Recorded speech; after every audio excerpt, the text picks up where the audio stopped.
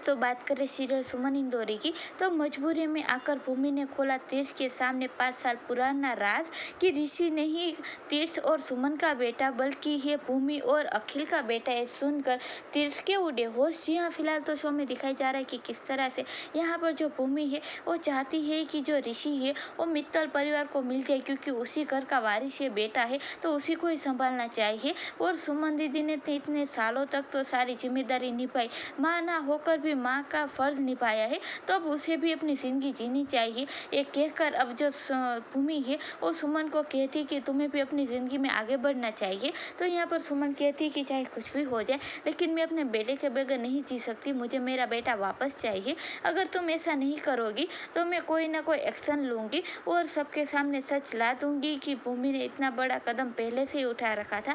तो यहाँ पर अब जो भूमि है वो मजबूर हो जाएगी और तीर्थ के सामने रोएगी, गिड़गिड़ाएगी और ऋषि को वापस से मांगने वाली है, क्योंकि सुमन ने कहा है कि उसका बेटा उसे वापस चाहिए।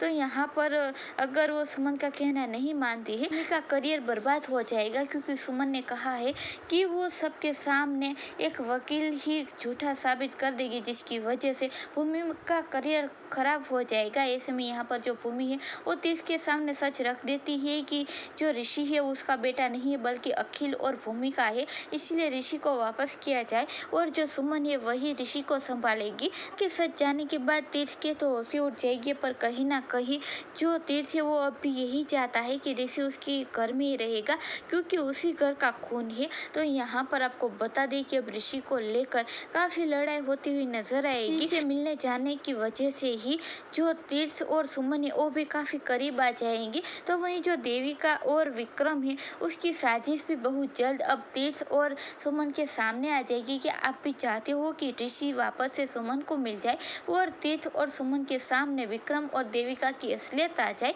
तो आप हमें कमेंट के जरिए जरूर बताएं।